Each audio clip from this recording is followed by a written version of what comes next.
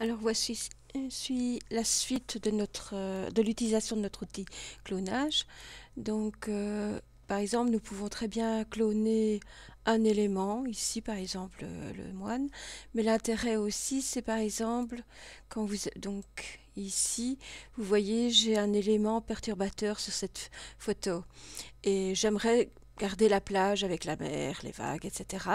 et supprimer la jeune fille. Ben, il suffit pour cela de cloner une partie de la mer, une partie du ciel et en fait et supprimer un peu tout la jeune fille. Donc c'est beaucoup plus compliqué parce que vous voyez on a des nuances ici de couleurs et il faudra l'idéal c'est d'utiliser des éléments qui sont très proches de la jeune fille de manière à ne pas avoir un bleu intense ici alors qu'il n'y a pas lieu, etc. Donc pour cela, ben, je vais vous montrer comment on procède. Je vais d'abord vous montrer pour la duplication normale.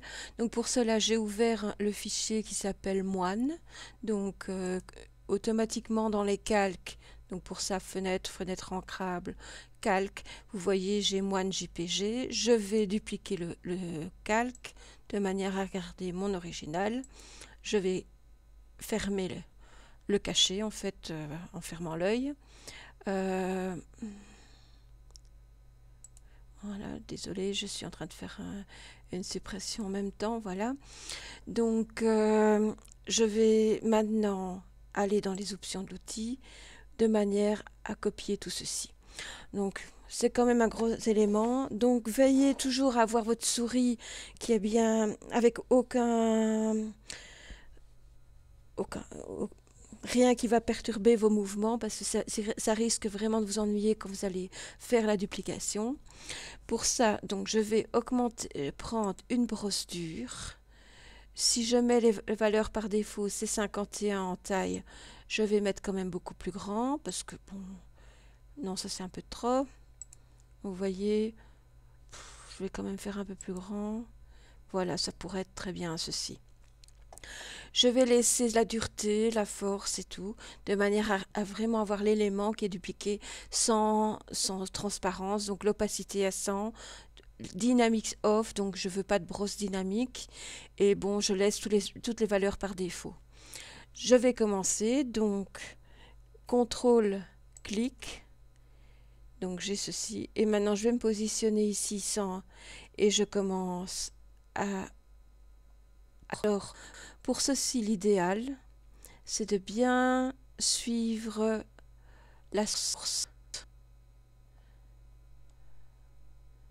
Donc, ayez une bonne de travail pour votre souris, parce que c'est assez contraignant. Oups. Je dépasse même bien, donc je coupe beaucoup de rattrapage à faire, une petite zone à rattraper, ce qui est un peu ennuyant. Bon là, maintenant une fois qu'on a fait les contours, on peut prendre avec une brosse plus petite. Hein. Mais c'est toujours difficile quand on lâche la souris de recliquer et de se positionner vraiment au bon endroit. Sauf si, bien sûr, on zoome, vous voyez ici je suis à 100. Donc regardez ce que ça donne. Tout ceci c'est assez moche parce que c'est très très brut en fait. Donc on va pour ça faire la même chose mais en changeant de brosse. On va prendre une brosse beaucoup plus douce, donc brosse Hardness 0,25. En fait, c'est la dureté qui est définie à 25. L'ancienne était Hardness 100, ben c'était 100 le maximum. Et ici, ben, je vais essayer déjà avec la taille de cette brosse. Je vais définir ma zone source. Donc, c'est RL clic. Et puis, je vais aller ici tout près. Voilà, vous voyez, déjà, donc j'ai vraiment pris trop grand. Hein.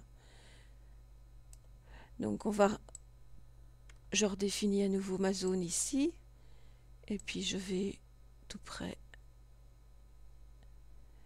Si vous voulez travailler de manière encore plus précise, n'hésitez pas à augmenter le zoom ici, vous voyez, et comme ça, ben, je suis beaucoup plus... Voilà. De même, quand vous descendez ici, vous voyez, c'est plus clair, donc n'ayez pas peur de définir une autre zone de source en fait.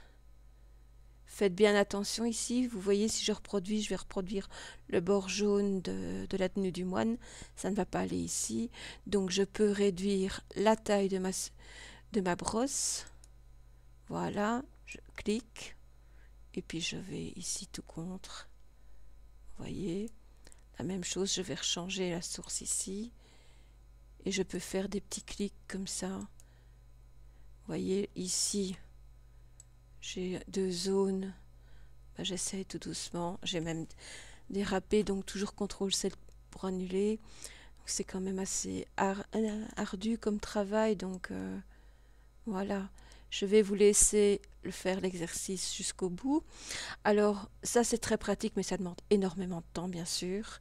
Donc n'hésitez pas à le faire avec une photo qui vous appartient quand il y a des éléments qui perturbent. Voilà. Donc ici je vais, voilà. Donc, et si je fais un zoom à 50 comme au départ, ben vous voyez, on a déjà plus ou moins corrigé ceci, hein, bien sûr, par rapport à avant. Donc vous voyez quand même la grosse différence. Ça vaut la peine de le faire. Donc simplement changer les paramètres ici de la brosse.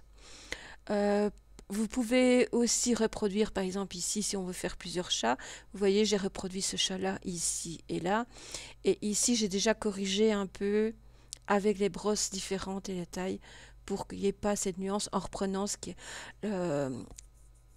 le fond qui est du mur, donc avec ces différentes textures. Et ici, je ne l'ai pas encore fait. Vous voyez, c'est tout à fait différent. Pour la rose... Vous voyez, vous avez des nuances ici. Donc j'ai dupliqué cette rose ici sur le bord. Ici, voilà. Mais vous voyez, par ici, c'est beaucoup plus sombre, le fond. Donc il a fallu que je chipote un petit peu ici. Là ce n'est pas fait, on le voit. Donc voilà.